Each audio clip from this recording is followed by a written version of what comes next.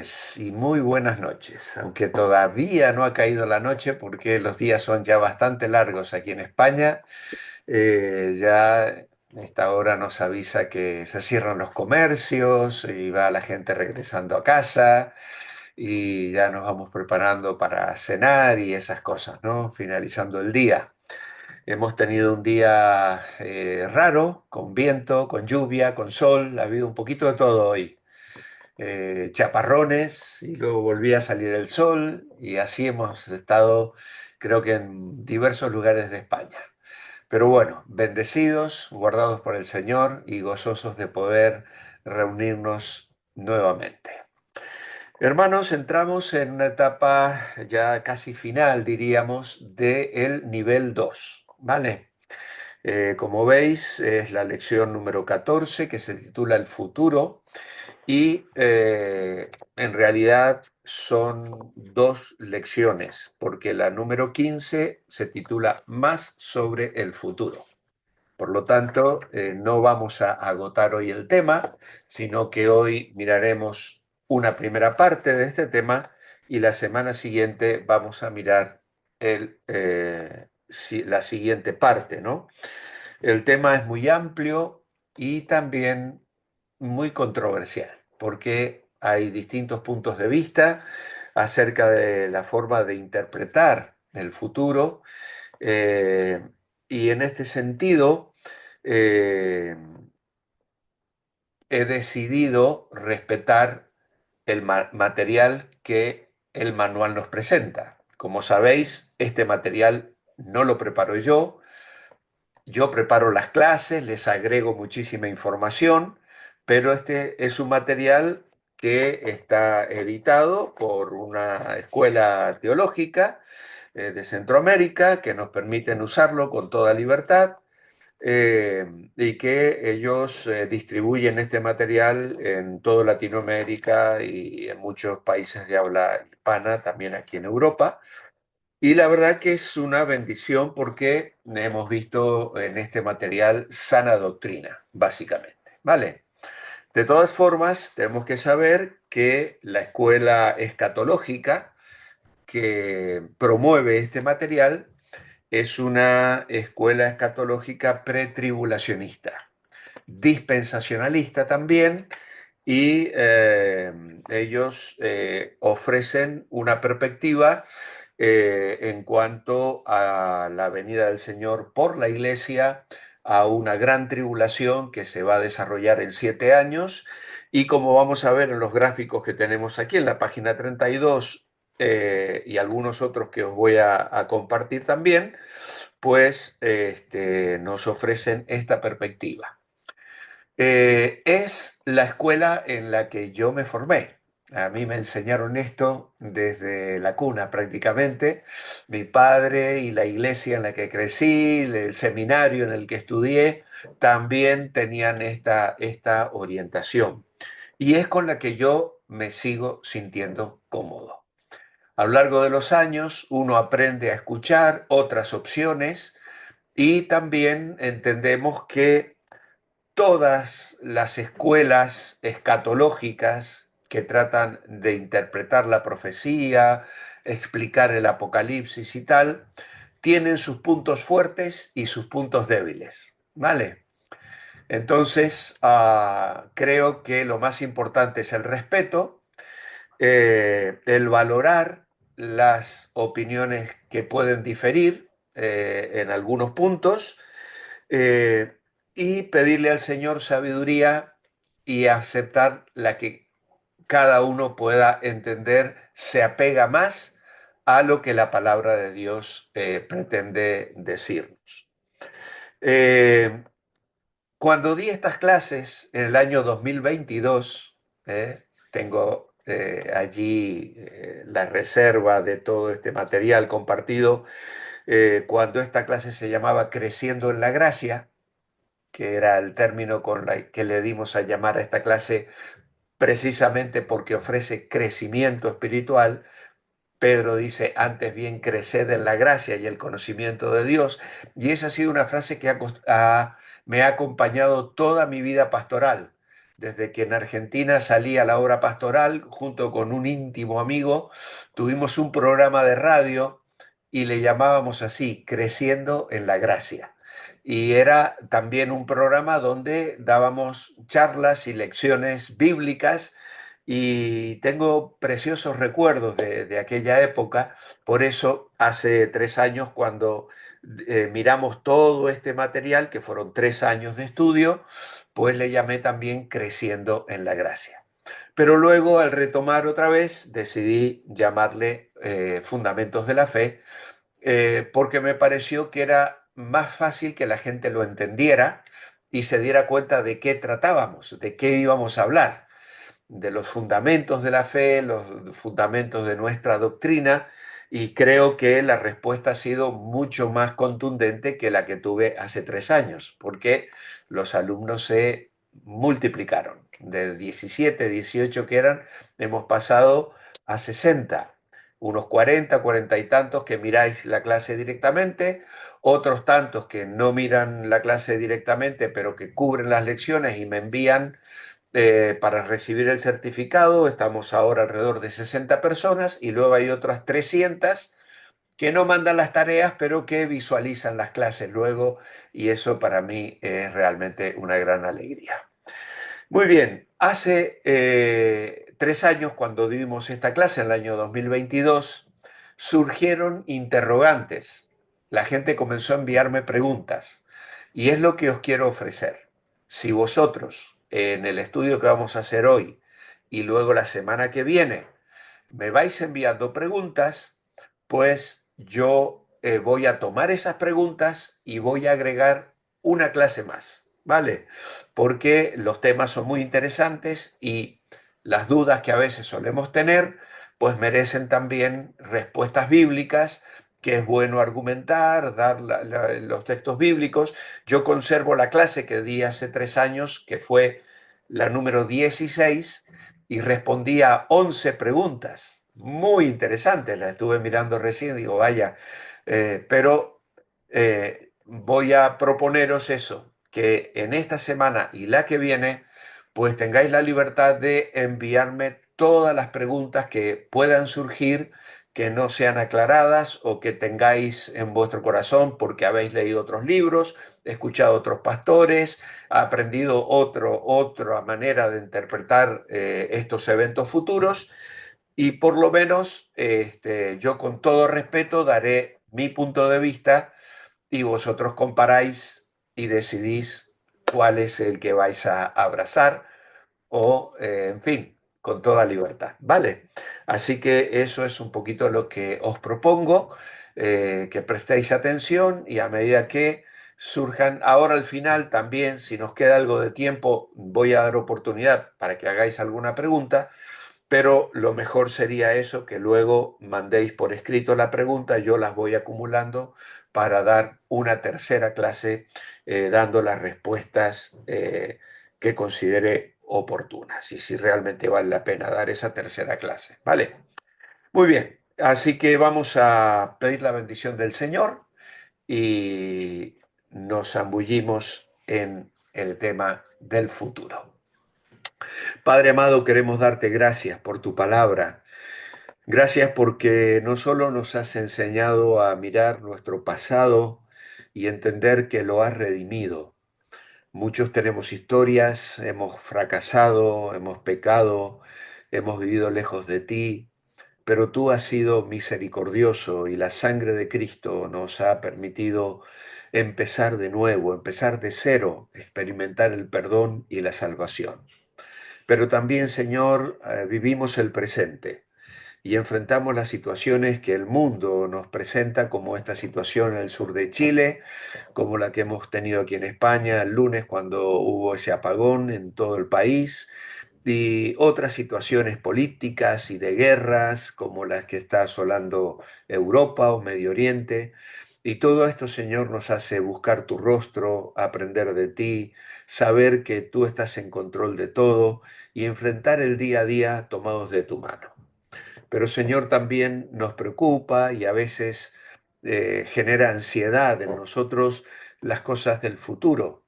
Y tú nos enseñas a no dejar que eso nos quite la paz. Basta cada día su propio mal. Pero a su vez diste respuesta cuando los discípulos te preguntaron acerca del templo y las cosas que habrían de suceder al final de los tiempos. Por eso, Señor, hay en nuestro corazón interés, expectativa, y te pedimos que con la ayuda de tu Espíritu nos ayudes a entrar en este tema y nos guíes en tu buena voluntad. Nos ponemos en tus manos de amor, con gratitud, orando a ti en el nombre del Señor Jesucristo. Amén. Amén. Muy bien, hermanos, pues entonces, bueno, hay un mensajito aquí en el chat, creo que es un saludito nada más, así que ya lo dejamos de lado y vamos a compartir la pantalla. También el sonido para que me podáis escuchar. Y entonces aquí tenemos, ay, se me fue, no, se me fue a una pantalla completa, perdonad. Voy a dejar de compartir porque no quiero esto. ¿Qué pasó aquí? Ahora sí, ahora voy a compartir bien, como tiene que ser. Compartir, vale, muy bien. Vamos a correr también. Bueno, eso lo podemos dejar ahí abajo. Vale, muy bien. Quitar estas cosas del medio. Están, vamos a poner aquí arriba. El futuro. Pues los verdaderos y falsos, que lo vamos a responder rápidamente. El arrebatamiento es lo mismo que la tribulación. Bueno, pues entendemos que no es lo mismo. Podemos tener distintas maneras de pensar en cuándo va a ser el arrepentimiento, el arrebatamiento, pero no es lo mismo que la tribulación, absolutamente. La tribulación son juicios que Dios va a derramar sobre la humanidad. Y el arrebatamiento es algo que tiene que ver exclusivamente con la iglesia. Más allá de que pensemos en qué momento o cuándo va a ser el arrebatamiento, es una cosa diferente. Luego a los incrédulos les espera un tiempo de horribles juicios. Y sí, esto es verdadero, precisamente lo acabamos de señalar, por eso se le llama tribulación y gran tribulación, ¿vale? Hay algunos que la dividen en dos porciones, la primera tribulación, los primeros 3 años y medio, donde habrá una aparente paz, y luego la gran tribulación, que es cuando el anticristo rompe sus pactos y se produce una serie de contingencias alrededor del pueblo de Israel y sobre toda la humanidad. Y luego tenemos esta última afirmación. En cualquier momento Cristo podría llevar a sus hijos a su presencia. Y nosotros afirmamos que sí, creemos en la inminencia de la venida de Cristo, entendemos que las señales que vamos a encontrar en Mateo 24 y en otros lugares de la profecía, como en Daniel y el libro de Apocalipsis, son señales que son dadas a la nación, al pueblo de Israel, mientras que la iglesia tiene un tratamiento diferente y por lo tanto ya no está tan pendiente de las señales, sino de la persona. El Señor dijo, vendré otra vez y os tomaré a mí mismo, y nosotros esperamos con ansias, en el buen sentido de la palabra, la venida del Señor.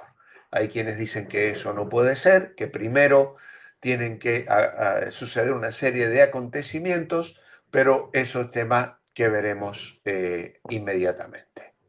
Muy bien, con esto entonces en mente entramos al tema de nuestro manual. A veces, al ver la confusión en el mundo, uno pregunta, ¿qué nos espera en el futuro?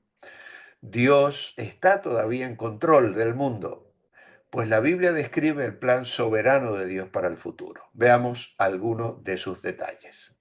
Y entonces aquí tendremos este calendario profético, ¿vale? Este calendario profético es quizá el que recibe una crítica más fuerte de aquellos que entienden que no deberíamos encuadrar el calendario, llamado así, profético, de los acontecimientos futuros.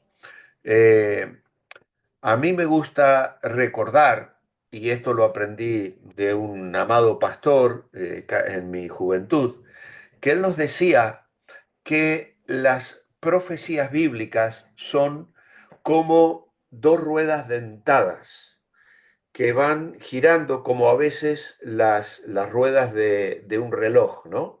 Que una se empuja a la otra. ¿Qué es lo que pasa con esta rueda dentada? Que cuando encaja la del medio, desencaja la de abajo y va encajando la otra y se va desencajando otra, ¿no? Y eso es algo que debiéramos tener en cuenta a la hora de pensar que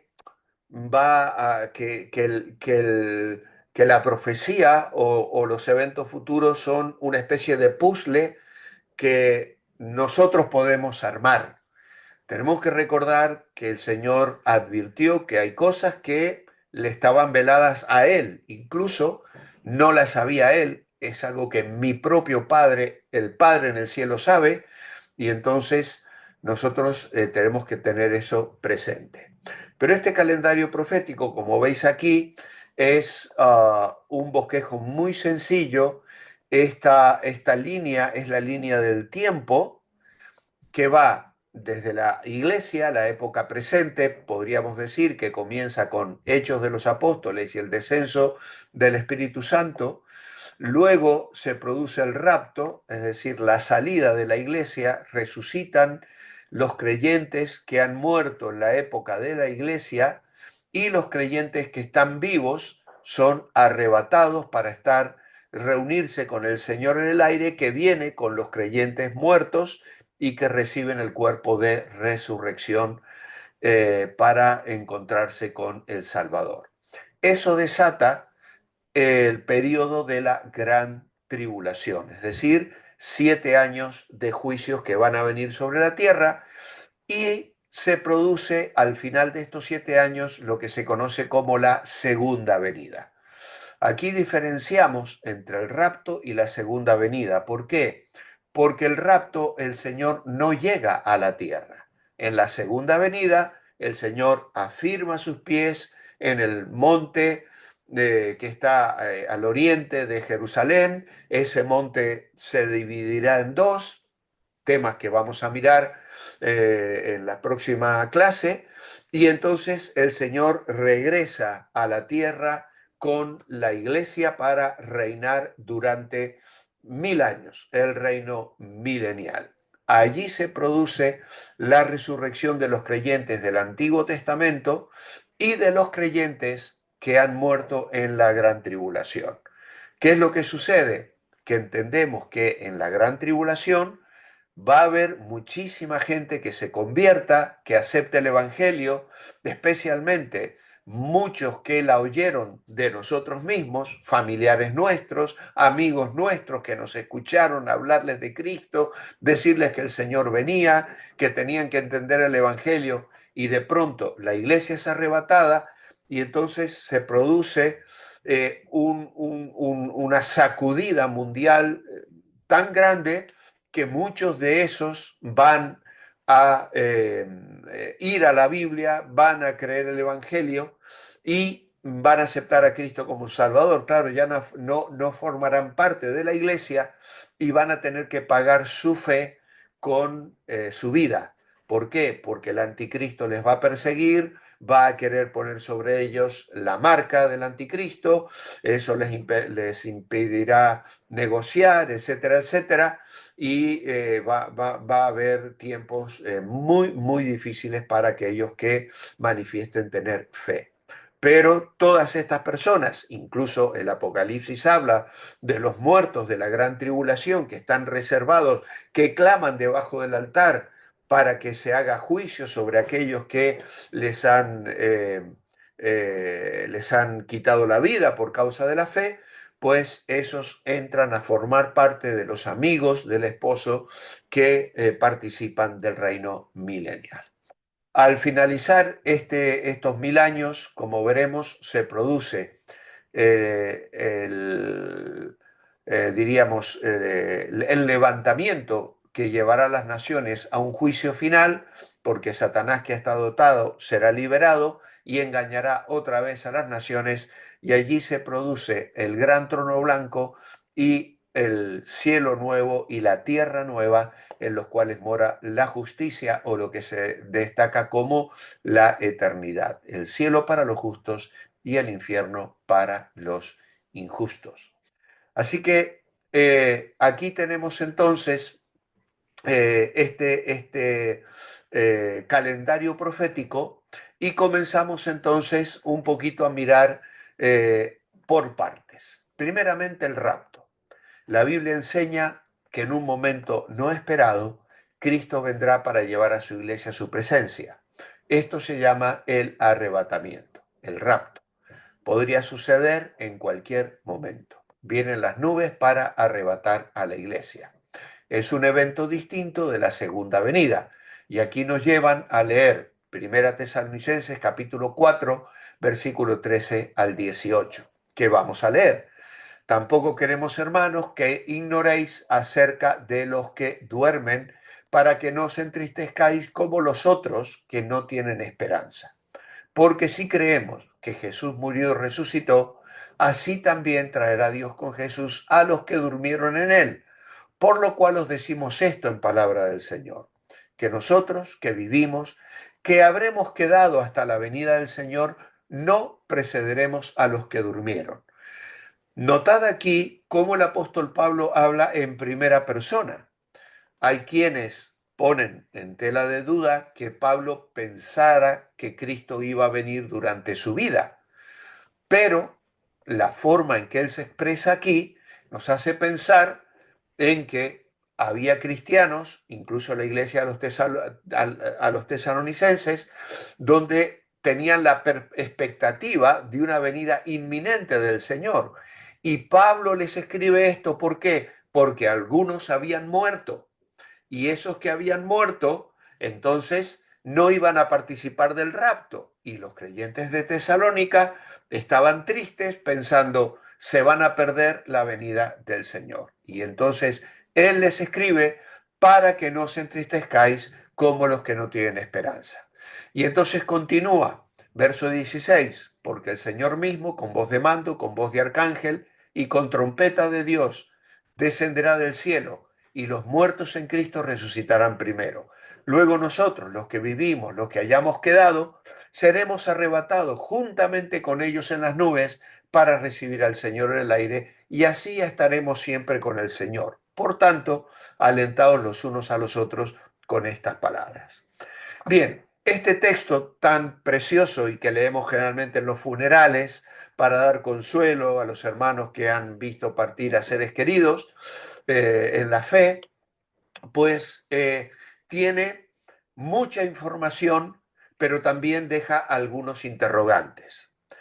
Generalmente hemos interpretado que esta voz de mando, esta voz de arcángel y esta trompeta de Dios que acompañan la venida del Señor Jesucristo son sonidos que solo escuchará la iglesia, no que es un sonido que va a retumbar a nivel de todo el mundo o de todos los seres humanos que estén vivos en ese momento. Eh, Aquí tampoco dice nada específicamente de que sea silencioso para el mundo y de sonido para la iglesia. Es una conclusión a la que nosotros llegamos, pero tampoco el texto lo aclara. Luego, el tema de la inminencia. Nosotros pensamos que esto puede suceder en cualquier momento. Bueno, tampoco es que Pablo lo diga específicamente que va a suceder en cualquier momento. En el capítulo 5 agregará alguna cosa cuando dirá, vosotros sabéis perfectamente que el día del Señor vendrá como ladrón en la noche. Pero claro, el día del Señor, que luego veremos, es la gran tribulación. es el tiempo de juicio. Es algo que el día del Señor generalmente es un término que se utiliza en relación a Israel, que cuando digan paz y seguridad vendrá sobre ellos destrucción repentina. Es decir, no vendrá sobre la iglesia. Además, se entiende que el Señor no debería venir a buscar la iglesia y encontrarla como un ladrón en la noche. Nosotros le estamos esperando. Por lo tanto, no debería sorprendernos que el Señor venga, pero sí sorprenderá a los que no le están esperando y que están pensando que van a vivir confiados, que van a tener paz y seguridad. Y esto de paz y seguridad, bueno, se ha escuchado estos últimos años hablar con la guerra de Ucrania, con los atentados de las Torres Gemelas, con los atentados de Atocha en Madrid, en los trenes, en fin. Paz y seguridad, era lo que el mundo reclamaba, paz y seguridad, ¿no? Y nadie la ha provisto, al contrario, en lugar de hablar de paz y seguridad, en este momento están hablando de rearmarse. Aquí en Europa es el tema. Los gobiernos tienen que dedicar más dinero a armar los ejércitos porque estaban muy confiados en que Estados Unidos era el soldado guardián del mundo y ahora resulta que Trump les ha dado vuelta la tortilla y no va a proteger a nadie. Y entonces hay que dedicar muchísimo dinero y volver a armar los ejércitos y volver a invertir en armamento. Así que de paz y seguridad en este momento no se está hablando realmente, aunque se supone que justamente se está preparando el escenario para que el anticristo provea paz y seguridad en esos primeros 3 años y medio de la gran tribulación.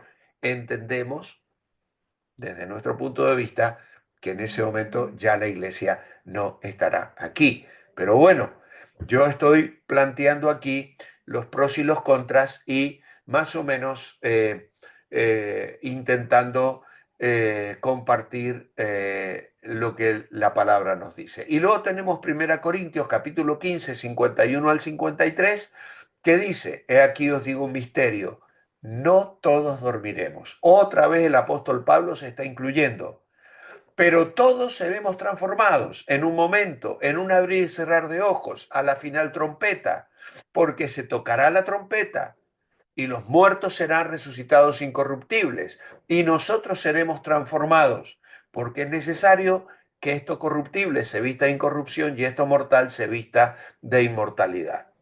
Así que bueno, aquí tenemos entonces cómo Pablo contesta la pregunta, ¿qué pasará con los cristianos que ya han muerto? Y como podemos ver, la respuesta es, ¿qué sucede cuando la trompeta suena y el Señor desciende del cielo? Pues que los muertos en Cristo resucitarán primero, los que vivimos seremos arrebatados a las nubes. ¿Quién viene para arrebatarnos? El verso 16 dice que el mismo Señor Jesucristo. ¿Dónde nos encontraremos con el Señor? El verso 17 dice que en el aire, en las nubes. ¿Y dónde estaremos después del rapto? Pues la idea aquí es con el Señor para siempre. ¿Por qué? Porque se enfatiza las personas antes que el sitio.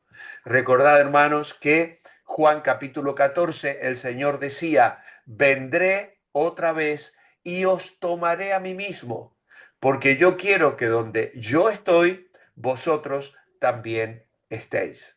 Entonces, nosotros los cristianos aguardamos, sí, el cielo, pero más esperamos a la persona, como canta Marcos Vidal, cara a cara, o como solemos cantar en las iglesias, cara a cara espero verle, más allá del cielo azul, cara a cara en plena gloria, yo veré al Señor Jesús.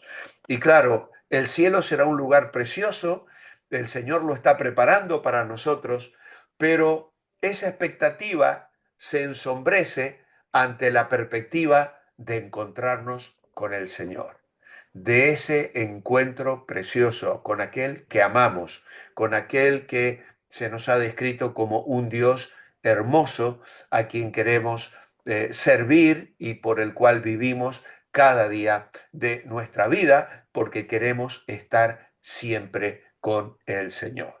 Así que, ¿qué sucede cuando la trompeta suena y el Señor descienda del cielo? Bueno, que los creyentes que parten de esta vida, más bien que morir, se quedan dormidos. Es un participio de presente. La idea de dormir la inaugura el Señor Jesús en el Evangelio de Juan, capítulo 11, cuando dice, Lázaro duerme, mas voy a despertarle. Y los discípulos dicen, Señor, si duerme, sanará. Y el Señor les tiene que aclarar, Lázaro ha muerto. ¿Vale?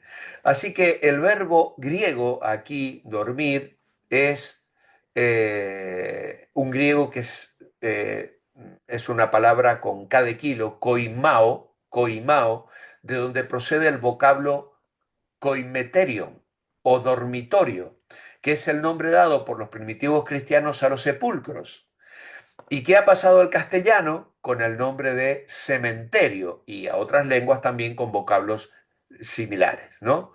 Así que morir para los que mueren en Jesucristo es dormirse entre los hombres y despertar entre los ángeles, con el Señor.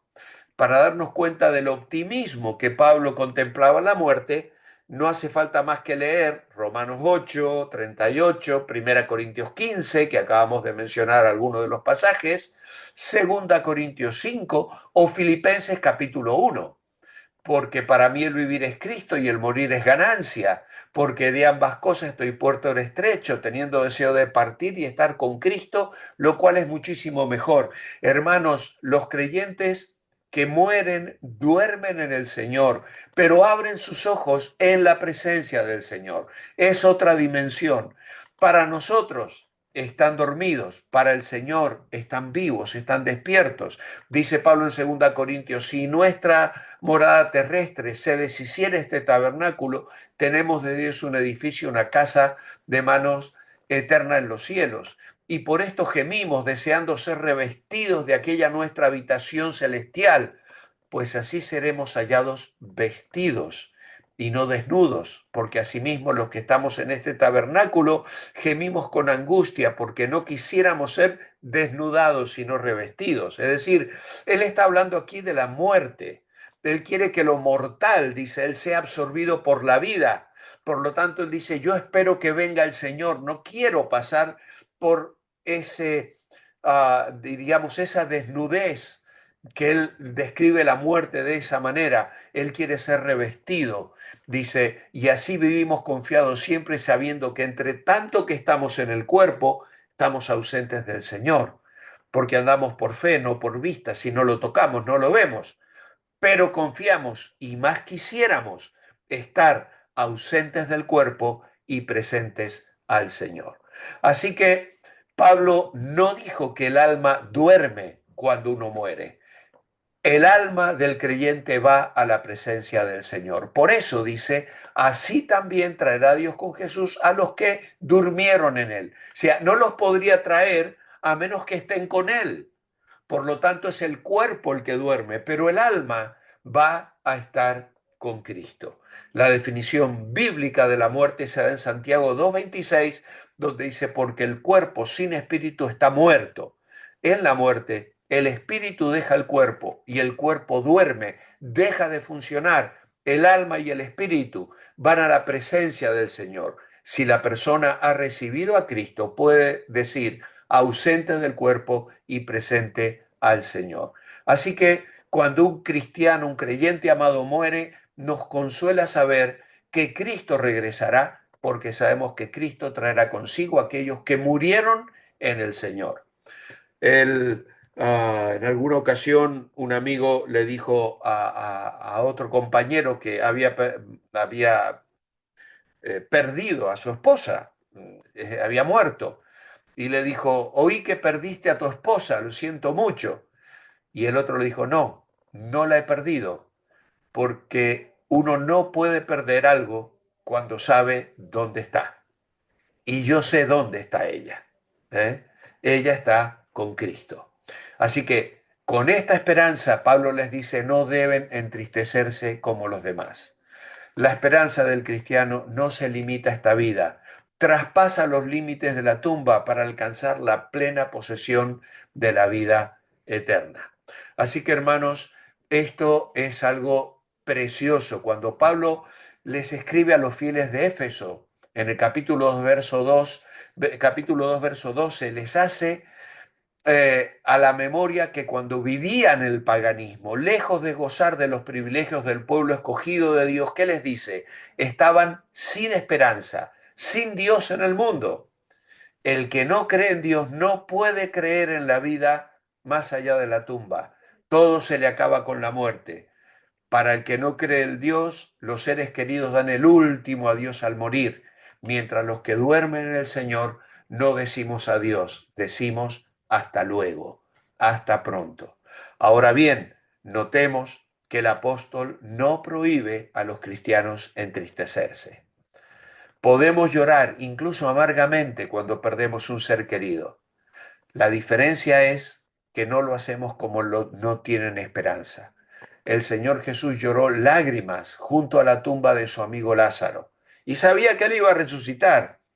El cristiano no tiene que ser estoico. San Pablo habla de la generación última y dirá, serán gente sin afecto natural. Más que natural, el creyente ama a Dios, ama a sus allegados, esposo, esposa, padre, madres, hijos. Y obviamente, si vemos que se marchan, eso nos produce una gran tristeza. Pero esa tristeza es una tristeza diferente a la de alguien que ve partir a un íntimo en un viaje del que jamás va a volver.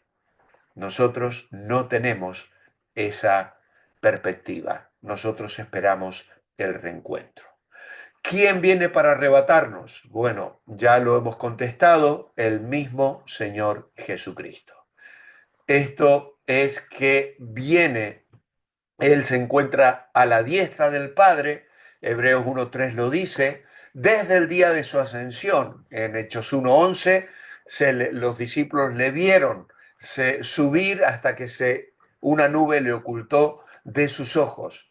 Pero Él viene con el sentido de un grito de un jefe militar que pone en movimiento todo un ejército. Desciende con voz de un arcángel.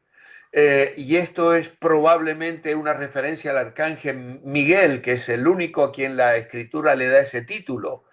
Y viene con trompeta de Dios, lo cual es una referencia inequívoca a 1 Corintios 15, cuando dice que sonará la trompeta de Dios, y es una figura, la trompeta, muy frecuente en las escrituras. Luego vamos a dar también, no sé si hoy o la semana que viene, alguna respuesta con respecto a esta manera de interpretar la final trompeta, que muchos confunden con las trompetas del Apocalipsis. Nosotros entendemos que es una trompeta diferente. ¿Dónde nos encontraremos con el Señor en el aire? ¿Dónde estaremos con el Señor después del rapto? Pues aquí tenemos expresamente profetizado el arrebatamiento de los creyentes, tanto de los que han muerto y resuciten, como de los que vivan y sean transformados.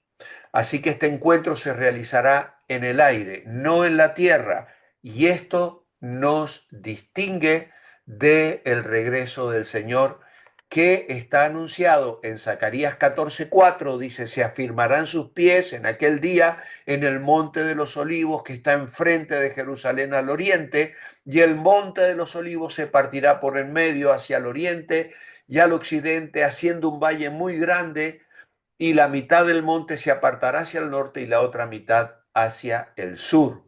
Luego en Mateo 24, 29 y 30 dice, inmediatamente después de la tribulación de aquellos días, el sol se oscurecerá, la luna no dará su resplandor, las estrellas caerán del cielo, las potencias de los cielos serán removidas y aparecerá la señal del Hijo del Hombre en el cielo, y entonces lamentarán todas las tribus de la tierra y verán al Hijo del Hombre viniendo sobre las nubes del cielo con poder y gran gloria. Y Apocalipsis 19, 11 al 16 nos presenta la venida de aquel que viene sobre un caballo blanco. El que lo montaba se llamaba Fiel y Verdadero, con justicia juzga y pelea. Sus ojos eran como llama de fuego y había en su cabeza muchas diademas, y tenía un nombre escrito que ninguno conocía sino él mismo. Estaba vestido de una ropa teñida en sangre, y su nombre es el verbo de Dios, y los ejércitos celestiales, vestido de lino finísimo, blanco y limpio. Esta es una vestidura que se le da a los redimidos. Dice, vestidos de lino finísimo, blanco y limpio, le seguían en caballos blancos.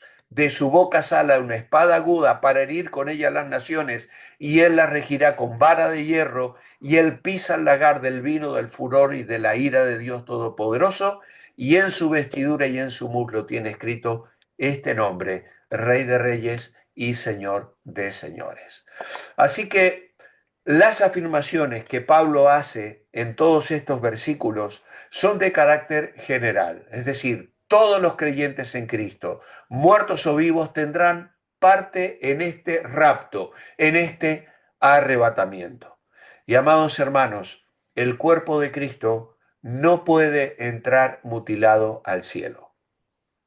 Hay quienes sugieren que aquellos cristianos que vivan en la carne se van a quedar aquí. La teoría del arrebatamiento parcial pone en peligro la doctrina sobre la justificación por la fe. Por lo tanto, todos aquellos que han sido justificados por la fe, pero que estén viviendo una vida carnal y de pecado, van a participar de este rapto, de este arrebatamiento, y su encuentro con Cristo será similar al encuentro de Adán y Eva con Dios en el huerto del Edén, avergonzados y cubriéndose. Y Juana dice que nos cuidemos para que eso no vuelva a suceder. Por lo tanto, tenemos que vivir en santidad y procurando agradar al Señor cada día. Muy bien, seguimos adelante. El tema va a ser difícil que acabemos en horario hoy, ¿eh? Primera Corintios 51 y 53, que lo hemos mencionado recién, nos lleva a contestar estas preguntas. Este texto de Primera Corintios dice, os digo un misterio. A este arrebatamiento se le llama un misterio. No todos dormiremos, pero todos seremos transformados. En un momento, en un abrir y cerrar de ojos, a la final trompeta, porque se tocará la trompeta y los muertos serán resucitados incorruptibles y nosotros seremos transformados. Esto también es lo que nos hace pensar en un evento secreto, en un evento inmediato, en un abrir y cerrar de ojos. Es decir, no va a haber tiempo de que nadie prepare nada, de que yo vaya a encontrarme con un otro creyente a quien ofendí, ni a pedirle perdón, ni a predicarle a un vecino o a un familiar que no ha querido aceptar a Cristo. No habrá tiempo. En un momento, en un abrir y cerrar de ojos, se tocará la trompeta, otra vez la trompeta que se mencionó en Primera Tesalonicenses. Los muertos serán resucitados incorruptibles y nosotros seremos transformados. Así que la palabra dormiremos en la Reina Valera es una referencia a la muerte. No todos los creyentes morirán porque serán raptados antes de morir. Así que esa es la idea. Podríamos leer, he aquí os digo un misterio, no todos moriremos. Pablo dice, no todos dormiremos. Y esto a mí me vuelve a hacer pensar y reflexionar sobre la expectativa de Pablo en cuanto a la inminencia. Vamos a aclarar esto en un momento, pero creo que el apóstol, largo tiempo de su vida, vivió esperando la venida del Señor como muchos otros creyentes. Puede ser que en algún momento, ya sintiendo que su vida llegaba al final, él pudiese entender que no era algo inmediato, pero aún así, cuando le escribe a Timoteo, habla de aquellos que aman su venida. Por lo tanto, la venida del Señor, que va a recompensar con una corona de justicia a los que aman su venida, me parece una referencia clara a una expectativa que debe estar alimentando mi fe cada día, hermanos. A ver, este es el tema, el gran tema. Yo tengo que vivir expectante. Creo que el Señor puede venir en cualquier momento. Así lo he creído toda mi vida y así creo que la palabra de Dios me transmite esa idea. ¿Serán raptados todos los creyentes vivos o solo algunos? No, todos. Todos seremos arrebatados. El rapto, lo corruptible, será convertido en incorruptible y lo mortal será convertido en inmortal. ¿Qué cree usted que significa esto? Pues obviamente que experimentaremos una profunda transformación que será sin dolor como ponerse un nuevo vestido. ¿Vale? Seremos transformados. ¿Qué transformación vamos a experimentar? Que vamos a tener un cuerpo de resurrección como el que tenía el Señor Jesús. Él se podía alimentar, comió pescado con los discípulos en el aposento alto, les pidió algo de comer, luego les hizo un riquísimo desayuno con otra buena sardina a los discípulos que estaban pescando y que no habían pescado nada y solo pescaron 153 peces cuando el Señor les mandó echar la red a la derecha y luego llegaron y se encontraron con un pescado ya puesto sobre las ascuas, ¿no? Así que recibiremos un cuerpo parecido al de Jesús. Esa será nuestra transformación. ¿Cuánto tiempo durará el cumplimiento del rapto? Pues en un átomo, es decir, algo que no puede cortarse, en una fracción indivisible de tiempo. Así que hermanos, este pasaje, como Juan 14, constituye la base bíblica para el arrebatamiento de la iglesia. El tiempo del arrebatamiento no se puede determinar de forma concluyente a partir de este pasaje, pero al consultar otros textos, como Apocalipsis 3:10, por ejemplo, donde allí la palabra de Dios nos dice, por cuanto has guardado la palabra de mi paciencia, yo también te guardaré de la hora de la prueba que ha de venir sobre el mundo entero, para probar a los que moran sobre la tierra. Y Juan capítulo 14, versículo 3 dice, vendré otra vez y os tomaré a mí mismo para que donde yo estoy, vosotros también estéis. Si yo comparo Apocalipsis 3:10 y Juan 14:3 con los textos sobre la venida de Cristo para juzgar que están en Mateo 13, en Mateo 24 y en Apocalipsis 19, al final de la tribulación de 7 años, debe advertirse que existe una diferencia clara entre el carácter del arrebatamiento, porque en este arrebatamiento no se menciona juicio alguno, mientras que el tema central de los demás textos es el juicio divino. Por eso conviene entender que el arrebatamiento ocurre en un tiempo diferente al de la venida de Cristo como juez. Así es como ha llegado a describirse el arrebatamiento como un acontecimiento previo a la tribulación, antes de que la ira de Dios se desate en los juicios que Apocalipsis describe entre el capítulo 6 y el capítulo 19. Y este acontecimiento, como acabamos de leer, incluye una transformación completa y una unión interminable con el Señor Jesucristo. En Filipenses capítulo 3, versículo 20 y 21, Pablo dice, mas nuestra ciudadanía está en los cielos, de donde también esperamos al Salvador, al Señor Jesucristo, el cual transformará el cuerpo de la humillación nuestra para que sea semejante al cuerpo de la gloria suya, por el poder con el cual puede también sujetar a sí mismo todas las cosas. Así que, en resumen, en cualquier momento, Cristo podría venir a arrebatar a su iglesia. Ocurre en un instante, primero resucitan los cristianos muertos, después los creyentes vivos serán llevados para estar con Cristo para siempre. Tanto muertos como vivos serán transformados, recibirán cuerpos nuevos y ya no lucharán más con debilidades, enfermedades ni con el pecado. Así que aquí cerramos el tema del rapto, que hemos podido describirlo con 7 puntos, creo que bastante claramente. Y ahora entramos al tema de la tribulación. La Biblia enseña que después del rapto de la iglesia vendrán 7 años de tribulación sobre el mundo entero. Mateo capítulo 24 y versículo 21 dice lo siguiente: porque habrá entonces gran tribulación, la cual no la ha habido desde el principio del mundo hasta ahora, ni la habrá. Así que este texto dice que habrá gran tribulación.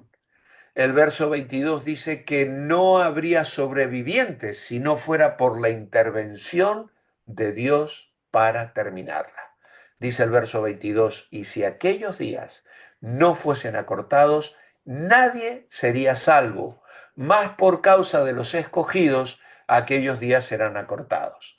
Claro, aquí ya comenzamos con las preguntas, ¿no? ¿Quiénes son estos escogidos? ¿Eh? Pues probablemente sea una referencia a aquellos que se han convertido durante la gran tribulación, aquel remanente fiel del pueblo de Israel que está perseguido, que está bajo la furia de las naciones, que pretende obviamente levantarse contra el pueblo de Dios. El libro de Apocalipsis describe el tiempo de la tribulación así. Comienza, según entendemos, después del arrebatamiento de la iglesia.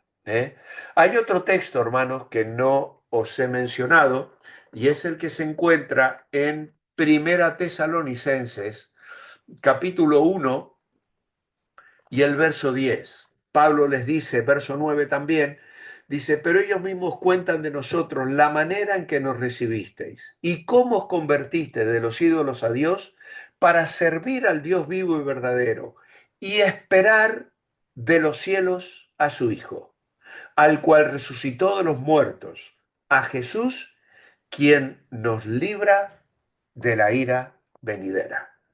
Así que, hermanos, la esperanza del cristiano en el regreso de Cristo está basada en que Jesús fue resucitado de los muertos y también en que nos libra de la ira venidera. Es decir, nos libra de los juicios venideros. Hermanos, si la iglesia va a pasar por la tribulación, ¿por qué los apóstoles no fueron más claros en preparar a la iglesia para los juicios de la gran tribulación?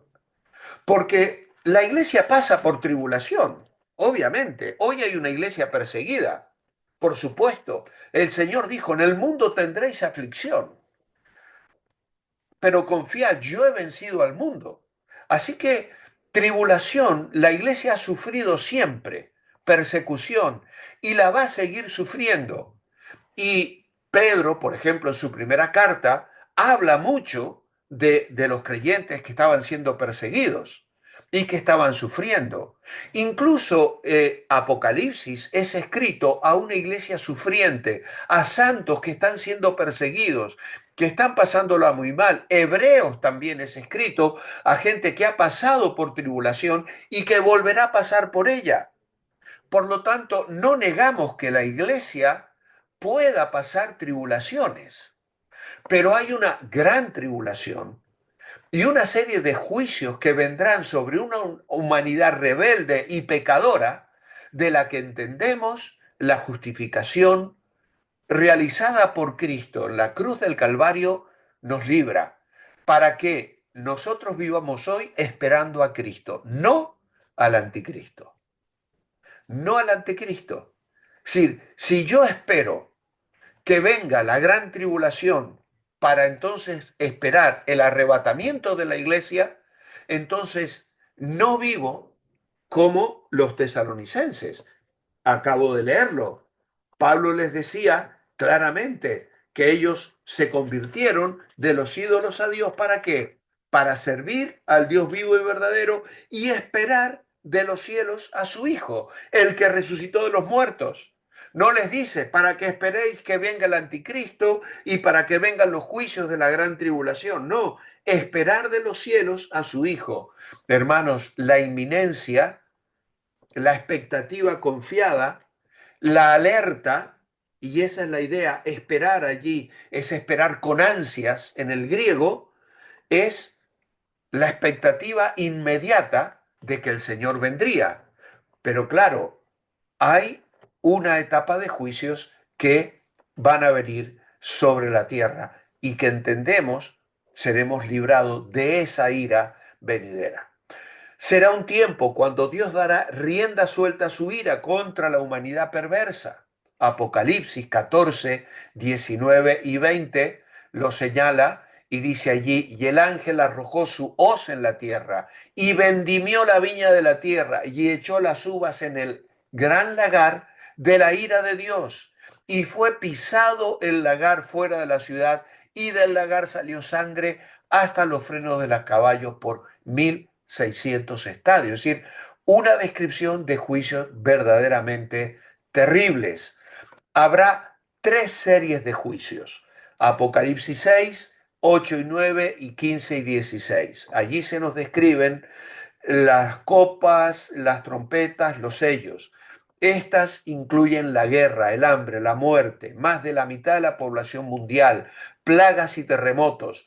La tercera parte de toda la hierba verde, el agua potable y lo que vive en el mar será destruido. La gente será atormentada durante 5 meses con un dolor tan intenso que desearán morir.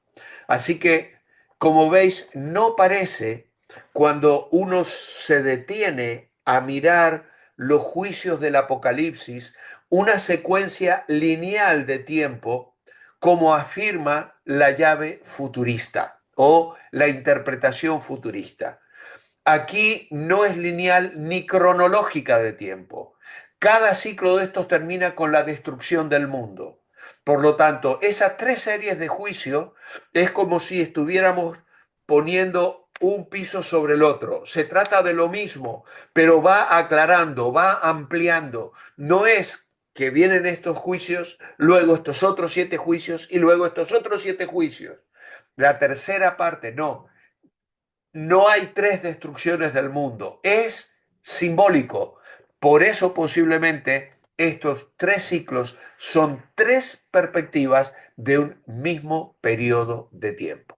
Vale, el mundo entero caerá bajo el dominio del anticristo, declarado un enemigo del pueblo de Dios y de Dios, por supuesto, un enemigo de Dios y de su pueblo, tal cual leemos aquí en Apocalipsis capítulo 13, versículo 3, dice, se dan detalles de la bestia que es sanada, del dragón que le da autoridad a la bestia, eh, y tenemos una serie de detalles donde dice el verso 7, se le permitió hacer guerra contra los santos y vencerlos.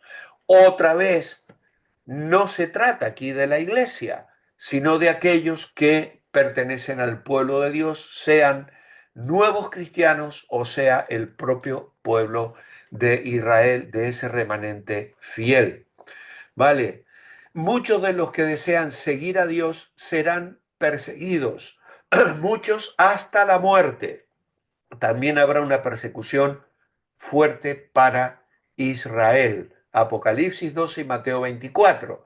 Es interesantísimo esta cita de Apocalipsis 12 que casi podríamos leerla como si estuviéramos leyendo eh, eh, lo que sucede en Belén, en Navidad, ¿no? Porque allí hay una mujer que entendemos es Israel, que da un hijo varón y que ese hijo es arrebatado para Dios y para su trono y que va a regir con vara de hierro todas las naciones y la mujer huye al desierto y de allí es sustentada, pero Miguel persigue a la mujer porque quiere darle muerte y matar, por supuesto, al hijo de la mujer. ¿Qué más tenemos? Habrá muchas falsas religiones, una de ellas dedicada a adorar al anticristo. Allí en Segunda Tesalonicenses 2, 3 y 4, Apocalipsis 13, y la tribulación terminará cuando Cristo regrese a la tierra para juzgar la maldad y establecer su reino. Y aquí hemos saltado una cita que tal vez es muy conocida y que nos presenta muchos interrogantes, donde se nos dice en segunda Tesalonicenses, no se engañe en ninguna manera, porque no vendrá el hombre de pecado sin que antes venga la apostasía y se manifieste el hombre de pecado, el hijo de perdición, el cual se opone y se levanta contra todo el que se llama Dios u objeto de culto. Y el verso 7 dice, porque ya está en acción el misterio de la iniquidad, solo que hay quien al presente lo detiene hasta que él a su vez sea quitado de en medio. Y entonces se manifestará aquel inicuo a quien el Señor... Aquí vemos que hay un freno. Alguien está impidiendo la manifestación de este personaje del que la Biblia describe como el anticristo.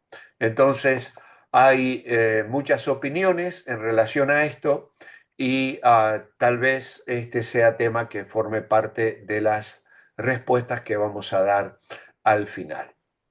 Aquí os presento entonces un gráfico del Apocalipsis en cuanto a lo que es la tribulación. Esto es muy interesante porque vemos en Apocalipsis 4.1 donde está el famoso después de esto. ¿Qué aparece aquí en Apocalipsis 4? Bueno, en los capítulos 2 y 3, Jesús ha enviado mensajes a las 7 iglesias del Apocalipsis, ¿vale? Y luego, allí en Apocalipsis 4, a Juan se le dice, sube acá. Y ese sube acá, muchos sugieren que es una manera de manifestar lo que será el rapto, la iglesia sacada de lo que va a acontecer en lo que se comienza a relatar en el capítulo 4, 5, 6, 7 en adelante. Entonces, a partir del capítulo 6 tenemos aquí los juicios de los sellos, los juicios de las trompetas y las copas de la ira. ¿Vale? La bestia satánica, dragón y Satanás, el famoso 666, con el que Satanás va a marcar e impedir que la gente comercie a menos que esté regulado bajo su dominio, y lo que será en el capítulo 19 de Apocalipsis, las bodas del Cordero, la batalla de Armagedón, la venida del Señor al monte de los olivos que se partirá por el medio, y el juicio que vendrá al final de la gran tribulación sobre la bestia y el falso profeta. Esto es un pequeño bosquejo que nos permite más o menos tratar de movernos a través de un libro complicado como es Apocalipsis, que le tenemos mucho respeto y que también hay tantas opciones a la hora de interpretarlo. Aquí vuelvo a poneros un bosquejo otra vez muy marcado, en este sentido, la línea del tiempo con el nacimiento del Señor Jesucristo en Belén, su muerte en el Calvario, su resurrección y su ascensión.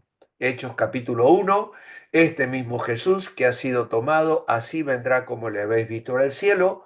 Luego tenemos el descenso del Espíritu Santo que inaugura la etapa de la iglesia, recibiréis poder, esperad al momento en que venga el Espíritu Santo para ser testigos en Jerusalén, en Judea, en Samaria y hasta lo último de la tierra. Y entonces nos encontramos aquí con el arrebatamiento, el tribunal de Cristo y las bodas del Cordero, que ya es tema de la siguiente lección, la segunda venida de Cristo, que trae el juicio de Israel y el juicio de los gentiles, se produce lo que se llama aquí la primera resurrección, la Jerusalén celestial, la cena de las bodas del Cordero, hay una segunda resurrección al final del milenio, el juicio del gran trono blanco, los cielos nuevos y la tierra nueva. Así que esto lo dejo para que lo vayáis mirando, para que vayáis meditando sobre este tema. Aquí tenemos más marcadas también las cosas que van a suceder en la esfera de los acontecimientos futuros en la presencia del Señor. tribunal de Cristo, las bodas del Cordero. Aquí en la gran tribulación vemos el pacto de los primeros 3 años y luego la ruptura del pacto, donde comienza la serie de juicios, la persecución que el anticristo hará sobre la nación de Israel y finalmente la batalla de Armagedón, que culminará con la venida del Señor Jesucristo, como hemos leído en Apocalipsis 19, con los santos de la resurrección, y se produce el juicio de Israel y de las naciones, que entran muchos a vivir en el milenio. Mientras Satanás está atado, se produce una rebelión final y el juicio del gran trono blanco, que deriva en el infierno y el lago de fuego. Todo aquel que no se halló inscrito en los libros fue arrojado al lago de fuego. Así que, hermanos, concluimos. ¿Tiene usted algún familiar que ha fallecido? ¿Cómo se siente después de leer y meditar estas verdades? Esto es para que alguno pueda escribir una reflexión personal. Luego, para pensar aquí sobre los temas que hablamos del arrebatamiento y quienes participarán en ellos, aquí os queda esta tarea para hacerle la foto y mandarme junto con la página completa, como siempre hacéis, y luego para meditar sobre lo que sucederá en el tiempo de la gran tribulación, con la ira de Dios viniendo sobre la humanidad pecadora. No, Si yo alguien se solo, tiene que ir, se puede ir, por favor, pues alguien se está despidiendo, así que, hermanos, con toda libertad podéis desconectaros, ¿eh? lo mío es cortito. Las últimas tres fotos que usted mostró, esa no la tenemos nosotros. No, Está. Eso era lo que quería saber. Nada no, más. no están en el manual, son fruto de Sí. de mis apuntes y tal. Si Yo alguien las saqué quiere, me fotos las pide y ahora. se las mando, ¿eh? Yo le saqué unas fotos ahora. Vale, vale, Era pero eso si nada alguien las más. Gracias, quiere, pastor. las Yo las puedo mandar. quiero, pastor. Yo las Vale, quiero. sí, vale. Bueno, las Yo mando, las también mando. Si alguien no Yo se las también, mando a pastor. todos. Si luego el que no las quiera las Gracias, elimina pastor. y ya está, ¿vale? Gracias, pastor. Bueno, gracias, Vale, pastor. vale, vale. Ok. Mañana lo haré, ¿eh? Gracias. No podré hacerlo esta noche porque tengo ya, me están esperando Tranquilo. para cenar, tenemos visita. Melba, Bendiciones a todos. Hola, gracias. pastor. Pastor, muchas gracias por todo lo que usted nos enseña, de verdad. Pero tengo una pregunta. Los dolores de parto ya se están manifestando en el mundo. ¿Qué crees? Ya. Sí, sí, sí, no cabe duda, ¿eh? O sea, estamos, cada día que pasa estamos más cerca de la venida del Señor. Ya estamos, de hecho, desde los discípulos ya se hablaba de que estábamos en los últimos tiempos. El apóstol Pablo ya lo describe de esa manera. Por lo tanto, cuando uno está mirando el reloj, diríamos así, de la humanidad y la situación de deterioro que vemos en las naciones, el avance del pecado, cómo la familia está siendo destruida, todo eso nos habla de que el Señor lo dijo, el amor de muchos se enfriará, es decir, vienen tiempos de apostasía, vienen tiempos de los hombres más que nada hoy se burlan de Dios, se burlan de la existencia de Dios y de todo lo espiritual. Y luego vemos el mundo en una crisis económica, social, de guerras y de pandemias como nunca se han vivido, ¿no? Por lo tanto, Jesús lo dijo, o sea, los últimos tiempos van a ser tiempos convulsos. Aún no es el fin, también es cierto que lo dijo, es decir, todavía no es la hora, ¿eh? Se está preparando. Y eso es lo que algunos argumentan de que la venida del Señor no sea tan inminente, que todavía puede faltar cierto tiempo. De hecho, he estado escuchando ayer, esta mañana, a las 6 de la mañana me desperté y dije, como tengo que dar esta clase, me puse a escuchar a un famoso pastor que predica mucho sobre estos temas y él se atreve a... No puso una fecha, pero él más o menos dio a entender que, no sé, por el 2033, 2034, no, no, cae en el fallo de al final apuntar a cierto momento, ¿no? Hermanos, la verdad es que sí, el mundo nos tiene que preparar, tenemos que prepararnos porque la venida del Señor está más cerca que nunca. Eso es definitivo y claro, y por lo tanto tenemos que estar preparados. Vale, hermanos, nos despedimos. Si hay más preguntas, me las mandáis por escrito, ¿vale? Que el Señor os bendiga. Buena cena, que el Muy Señor buenas te noches bendiga. para Gracias, todos. gracias. Apetito, pastor, buen apetito. Con usted y con su Gracias, pastor. Feliz Gracias. noche. tratamos. Gracias, pastor. Bendiciones a Adiós, todos. adiós. Buenas tardes, buenas noches. Bonita noche. Bendiciones. Hasta mañana. Hasta luego, adiós, adiós. Hasta mañana, pastor. Hasta mañana, bendiciones. Gracias por todo.